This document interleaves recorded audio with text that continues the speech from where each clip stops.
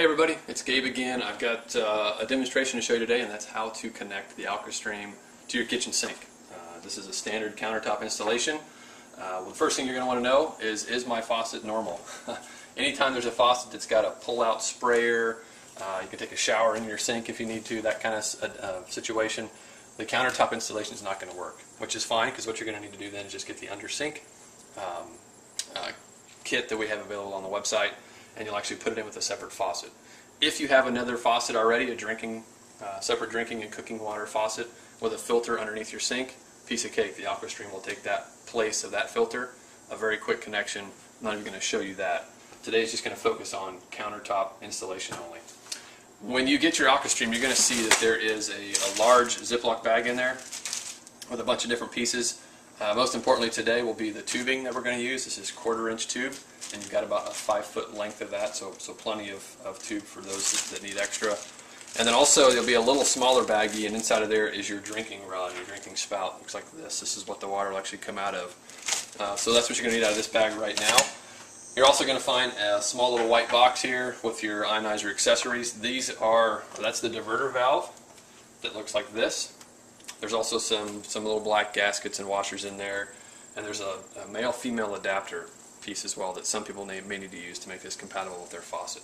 So those are the first things to kind of pull out, set aside, and get ready to go.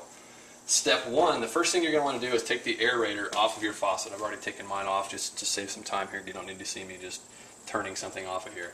But this will remove off of here, and then you're going to want to check. Go ahead and come down here and look. You want to look at your faucet and see, do I have threads coming out of the end of my faucet? If I do, you're probably fine. The diverter valve is going to go right on there just fine, no problem. We'll just attach it very easily. If you don't have any threads poking out, that's where you're going to want to use this. And this piece will fit up inside. You'll tighten this down, and then the diverter valve will attach to this little adapter that we have included, okay? So, threads, like my faucet has, no problem, piece of cake. So, take your diverter valve, and you'll see there's kind of this little nut here on the side that unscrews, and you're going to take that piece off first, okay? And this is where you're going to grab your white tube. I've already got a piece set aside here that's cut to length, and this is my system, so I know what's supposed to fit. But you're going to take that nut that you pulled off of the diverter valve, and you're going to thread it onto that 1/4 inch tubing. Give yourself a little bit of space to work with. Just kind of feed it up on the line there. The line will go over this stem. I'm going to show you a close-up view of it now so you can see it. It'll fit over this stem, and when you do it, you want to make sure you push it hard enough that it connects all the way up and gets right up to where the threaded piece begins. This is pretty stout tube. It's pretty unflexible, if that makes sense. So a little trick, a thing you can do to soften this up and make it easier to use is to put this into a cup of hot water. You can even use hot tap water and put the tube down in there for about a minute. It'll soften it up, and you'll notice that it slides on a whole lot easier than trying to force it when it's so stiff. Okay? So feed the nut on there, and then it's a matter of just connecting your diverter valve to your faucet. Get it on there nice and tight.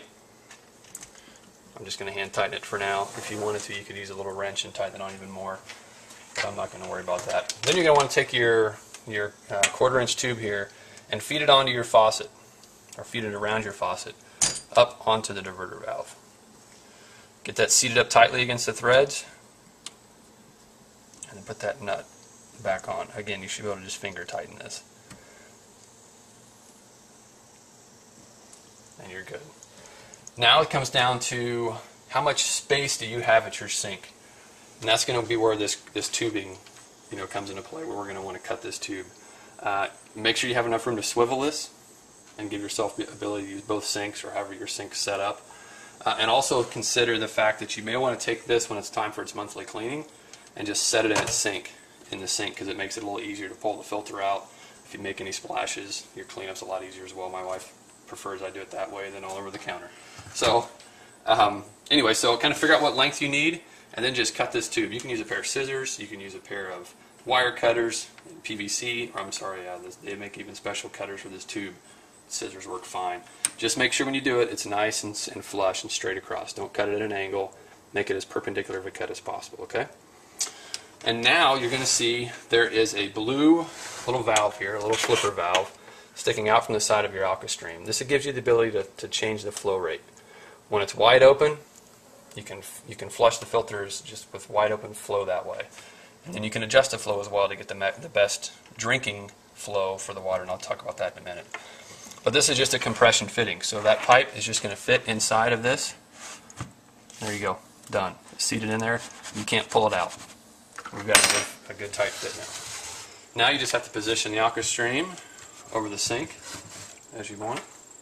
Grab your drinking rod, and you'll see there's a little hole here in the top cap. The drinking rod, make sure there's two little black gaskets or little washer kind of things that are sitting here on the faucet for good watertight seal. Make sure you have both of those. If you don't, if you're missing one, I doubt that you are, but there's some extras in that bag for you can use as well, like little rubber bands. That just seats in there, and you're good to go. Now it's a matter of just checking the system, making sure it flows correctly, turning it on. The diverter valve, you'll turn the lever, and your water will now go from the faucet through your tube and into the AquaStream. It takes a few minutes for the water to come out. It's going to have to force it through that little real tight ceramic and up through all the different levels of the media before it comes out. You're going to get some sputtering as it blows the air out and all those types of things. This is not a new filter, so if it was, you'd see this is going to be gray, blackish water as all the carbon comes out. And you're going to want to flush that. Just turn it on fast for a few minutes until that water runs clear. I'm not going to worry about doing that today because mine doesn't need to be. So I'm going to lower the water down and talk to you just a minute here about this valve in the back. So I'm going to just turn the water back up. You can see it. And notice how this valve will change the flow of the water. That slows it down. What you're going to want to find is a stream of water about like that.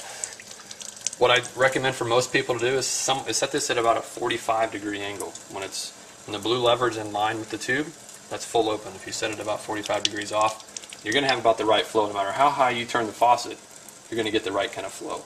And what we look for here is to fill up a 2-cup container in about 25 to 30 seconds. And when you have that, you've got the perfect water flowing at the right rate to give you the best potency. So that's it. It really should be about a 5-minute job. These are set up for easy installation and to work for as many situations as is commonly possible. There are some different adapters. If you need to get something like this at a local Home Depot or Ace Hardware, Lowe's, whatever, there's about 100 different varieties you can go in, different sizes of fittings, if that's a possibility that you have to deal with. It's pretty uncommon. These simple faucets are all pretty much the same. So that's it. Countertop installation. You probably want to let it flow for 3 to 5 minutes just to make sure all that carbon's out. Tune your flow down a little bit, and then enjoy as much AquaStream water as you'd like. So any questions, let me know. This is Gabe from AquaStream, aquastream.us, or you'll find the phone number, all the contact info, all that kind of stuff you need there, okay? Have a great day. We'll talk to you soon. Bye-bye.